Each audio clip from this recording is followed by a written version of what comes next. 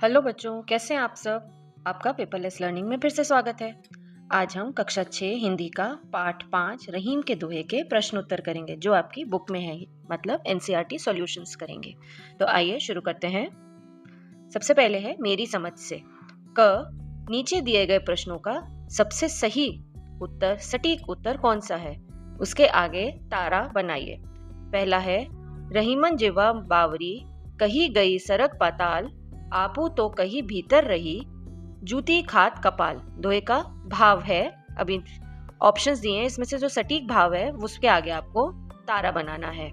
तो ऑप्शंस हैं सोच समझकर बोलना चाहिए, मधुर वाणी में बोलना चाहिए, धीरे धीरे बोलना चाहिए, सदा सच बोलना चाहिए। तो सही उत्तर है सोच समझकर बोलना चाहिए। अब अपने मित्रों के साथ चर्चा कीजिए और कारण बताइए कि आपने सही उत्तर क्यों चुना। कारण है रहीम जी कहते हैं कि जीभ बहुत चंचल होती है, वह बिना सोचे कुछ भी बातें कह देती है, लेकिन बाद में उसके गलत शब्दों के कारण व्यक्ति को परेशानी और अपमान सहना पड़ता है। दूसरा, रहीमन देखी बड़ेन को, लघु न दीजिए डारी, जहां काम आवे सुई, कहा करे तलवारी। इस दोहे का भाव क्या है। तलवार सुई से बड़ी होती है, सुई का काम तलवार नहीं कर सकती, तलवार का महत्व सुई से ज्यादा है, यहाँ हर छोटी चीज का अपना महत्व होता है। तो सही विकल्प है हर छोटी चीज का अपना महत्व होता है। यह उत्तर चुनने का कारण है कि हमें किसी छोटी वस्तु को देखकर उसे बेकार या कम महत्वपूर्ण नहीं समझना चाहिए। जहाँ कपड़े सिलने के लिए सुई की आवश्यकता होती है, वहाँ तलवार कोई काम नहीं कर सकती। उसी प्रकार हर वस्तु की अपनी एक उपयोगिता होती है। अगला है मिलकर करें मिलान। पाठ में से कुछ दोहे स्तंभ एक में दिए गए हैं, यहाँ पर दोहे दिए गए हैं पहले कॉलम में, और दूसरे में आपको उसके भाव दिए गए हैं। अपने समूह में इन पर चर्चा कीजिए और रेखा खींचकर सही भाव को मिलाइए। पहला है रहीमन धागा प्रेम का, मत तोड़ो छिटकाए, टूटे से फिर ना मिले, मिले गांठ परी जाए। अब इसका सही भाव है तीसरा, प्रेम या रिश्तों को सहेज कर रखना चाहिए। दूसरा है कही रहीम संपत्ति सगे, बनत बहु बहु रीत, विपत्ति कसौटी जे कसे, तेहि साचे मीत। तो इसका भाव है सच्चे मित्र विपत्ति या विपदा में भी साथ रहते हैं। तीसरा, तरुवर फल नहीं खात है, सरवर पियहि न पान, कहीं रहीम पर काज है, संपत्ति संचही सुजान। इसका रह गया पहला, है ना, यही विकल्प बचा है और यही सही उत्तर है। सज्जन परहित के लिए ही संपत्ति संचित करते हैं। अब अगला है पंक्तियों पर चर्चा। नीचे दिए गए दोहों पर समूह में चर्चा कीजिए और उनके अर्थ या भावार्थ अपनी लेखन पुस्तिका में लिखिए। अब आपको ये दो दोहे दिए गए हैं, इनका भावार्थ लिखना है आपको। रहीमन विपदाहु भली, जो थोड़े दिन होए, हित अनहित या जगत में जानी परत सब कोय। तो इसका भावार्थ है रहीम कहते हैं कि यदि विपत्ति थोड़े समय के लिए आए तो वह भी अच्छी होती है। विपत्ति के समय हमें यह पता चल जाता है कि कौन हमारा सच्चा हितैषी है और कौन हमारा बुरा चाहता है। सुख के समय तो सभी लोग साथ दिखाई देते हैं, लेकिन कठिनाई में ही सच्चे और झूठे रिश्तों की पहचान होती है। अब दूसरा है रहीमन जिवा बावरी, कही गई सरग पाताल, आपू तो कहीं भीतर रही, जूती खात कपाल। अब इसका भावार्थ है रहीम कहते हैं कि जीभ बड़ी चंचल है और बिना सोचे समझे बोलने वाली होती है। वह कभी अच्छी तो कभी बुरी बातें कह देती है, लेकिन उसके द्वारा बोले गए शब्दों का परिणाम मनुष्य को ही भुगतना पड़ता है। जीभ तो मुंह के अंदर रहती है, पर उसके गलत बोलने का कारण व्यक्ति को दूसरों की डांट या अपमान सहना पड़ सकता है। अब अगला है सोच विचार के लिए। दोहों को एक बार फिर से पढ़िए और निम्नलिखित के बारे में पता लगाकर अपनी लेखन पुस्तिका में लिखिए। पहला है रहीमन धागा प्रेम का, मत तोड़ो छिटकाए, टूटे से फिर ना मिले, मिले गांठ पड़ी जाए। अब क है इस दोहे में मिले शब्द पर जुड़े और छिटकाए के स्थान पर चटकाए शब्द का प्रयोग भी लोक में प्रचलित है ना। अब मिले की जगह पर जुड़े, और जैसे रहीमन धागा प्रेम का, मत तोड़ो छिटकाए, अब छिटकाए के स्थान पर चटकाए भी होता है कहीं कहीं पर, मत तोड़ो चटकाए, टूटे से फिर ना मिले, मिले की जगह जुड़े, टूटे से फिर ना जुड़े, जुड़े गांठ पड़ी जाए, कहीं कहीं ये भी चलता है। तो इसी प्रकार पहले दोहे में डारी के स्थान पर डार, तलवारी के स्थान पर तलवार और चौथे दोहे में मानुष के स्थान पर मानस का उपयोग भी प्रचलित है। ऐसा क्यों होता है? तो ये जो शब्द थोड़े थोड़े बदल दिए जाते हैं, इसका क्या कारण है?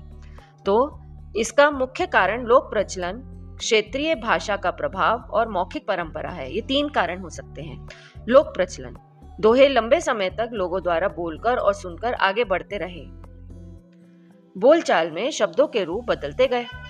दूसरा है क्षेत्रीय भाषा का प्रभाव, अलग अलग क्षेत्रों में लोग अपनी स्थानीय बोली के अनुसार शब्दों का प्रयोग करते हैं, तो इसलिए भी बदल जाते हैं। और तीसरा है मौखिक परंपरा, जब कोई रचना लिखित रूप में न होकर पीढ़ी दर पीढ़ी याद करके सुनाई जाती है, तो कभी कभी शब्दों में छोटे बदलाव हो जाते हैं। अब अगला है ख। इस दोहे में प्रेम के उदाहरण में धागे का प्रयोग ही क्यों किया गया है? क्या आप धागे के स्थान पर कोई अन्य उदाहरण सुझा सकते हैं? अपने सुझाव का कारण भी बताइए। अब दोहे में प्रेम के उदाहरण में धागे का प्रयोग क्यों किया है, पहले इसका उत्तर देखते हैं। रहीम ने प्रेम के उदाहरण के लिए धागे का प्रयोग इसलिए किया है क्योंकि धागा बहुत नाजुक और आसानी से टूटने वाला होता है। एक बार धागा टूट जाए तो उससे जोड़ने पर उसमें गांठ पड़ जाती है और वह पहले जैसा नहीं रहता। इसी प्रकार प्रेम और रिश्ते भी नाजुक होते हैं, उनमें एक बार दरार पड़ जाए तो उन्हें भी पहले जैसा बनाना कठिन होता है। इसलिए रहीम ने धागे का प्रयोग किया है प्रेम के उदाहरण के लिए। तो अन्य उदाहरण हम और क्या ले सकते हैं? प्रेम की तुलना कांच से भी की जा सकती है। कांच टूट जाने पर उसे जोड़ना कठिन होता है और जोड़ने के बाद भी उसमें टूटने का निशान रह जाता है। उसी तरह रिश्ते टूटने के बाद दोबारा जुड़ तो सकते हैं, लेकिन मन में कड़वाहट या दुख की छाप रह जाती है। तो हमने दूसरा उदाहरण लिया है कांच। अब दूसरा है तरुवर फल नहीं खात है, सरवर पियहि न पान, कही रहीमन पर काज है, संपत्ति संचही सुजान। इस दोहे में प्रकृति के माध्यम से मनुष्य के लिए मानवीय गुण की बात की गई है। प्रकृति से हम और क्या क्या सीख सकते हैं? तो उत्तर है, इस दोहे में प्रकृति के माध्यम से परोपकार और दूसरों की सहायता करने के मानवीय गुण की बात की गई है। वृक्ष अपने फल स्वयं नहीं खाते और सरोवर अपना पानी स्वयं नहीं पीता। इसी प्रकार मनुष्य को भी अपनी संपत्ति और सामर्थ्य का उपयोग दूसरों के हित के लिए करना चाहिए। प्रकृति से हम परोपकार, त्याग, सहयोग, धैर्य, निस्वार्थ सेवा, उदारता आदि गुण सीख सकते हैं। अब है शब्दों की बात। हमने शब्दों के नए नए रूप जाने और समझे। अब कुछ करके देखें। शब्द संपदा। कविता में आए कुछ शब्द नीचे दिए गए हैं। इन शब्दों को अपनी मातृभाषा में क्या कहते हैं? हो सकता है आपकी मातृभाषा में कुछ और कहते हो। मेरी मातृभाषा में जो कहा जाता है, जो जनरली हिंदी में नॉर्मल जो हम बोलते हैं बोलचाल की भाषा में, मैंने वो शब्द लिखे हैं। आप चाहें तो अपनी मातृभाषा के शब्द भी इसमें लिख सकते हैं। जैसे तरुवर, तरुवर को हम कहते हैं पेड़। विपत्ति, विपत्ति मतलब विपत्ति या कोई परेशानी या संकट, आप कुछ भी लिख सकते हैं। छिटकाए मतलब तोड़ना। सुजान मतलब सज्जन। सरवर मतलब तालाब या सरोवर। सांचे मतलब सच्चे और कपाल का मतलब होता है माथा या सिर। अब है शब्द एक अर्थ अनेक। रहीमन पानी राखिए, बिन पानी सब सून, पानी गए न उबरे, मोती मानुष चून। इस दोहे में पानी शब्द के 3 अर्थ हैं, सम्मान, जल और चमक। इसी प्रकार कुछ शब्द नीचे दिए गए हैं। आप भी इन शब्दों के 3-3 अर्थ लिखिए। आप इस कार्य में शब्दकोश, इंटरनेट, शिक्षक या अभिभावकों की सहायता भी ले सकते हैं। या तो आप उनकी सहायता से लिखिए या आप ये वीडियो के हिसाब से आप लिख सकते हैं। जैसे कल, कल का अर्थ होता है बीता हुआ दिन या आने वाला दिन, दोनों को हम कल कहते हैं। इसी प्रकार मशीन या यंत्र, किसी भी मशीन या किसी यंत्र को भी हम कल कहते हैं। अब है पत्र। पत्र का अर्थ होता है चिट्ठी। हम कहते हैं ना पत्र लिखिए, अध्यापिका को पत्र लिखिए या प्रधानाचार्य को पत्र हम लिखते हैं ना, तो वो चिट्ठी ही होती है। इसके अलावा पत्ता, पत्ता यानी लीफ, उसको भी हम पत्र कहते हैं। या समाचार पत्र वो भी होता है। पत्र मतलब पेपर। कर, कर होता है हाथ, हाथ को कर कहते हैं। टैक्स या शुल्क को भी कर कहते हैं। और किसी काम को करना कि ये करके देखो, इसे कर लो, है ना, कर कहते हैं ना, वो जो वर्ब होता है उसे भी कर कहते हैं। अब है फल।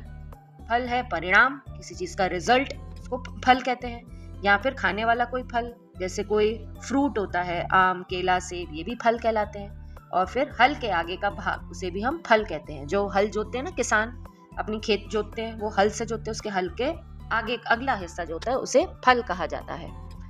तो बच्चों प्रश्नोत्तर यहीं समाप्त होते हैं। आपका एनसीईआरटी सॉल्यूशन इस चैप्टर के यहीं खत्म होते हैं। अगर आपको प्रश्नोत्तर अच्छे लगे हों, वीडियो अच्छा लगा हो तो लाइक करें, अपने दोस्तों के साथ शेयर करें और चैनल को सब्सक्राइब करना ना भूलें। मिलते हैं अगले वीडियो में। बाय।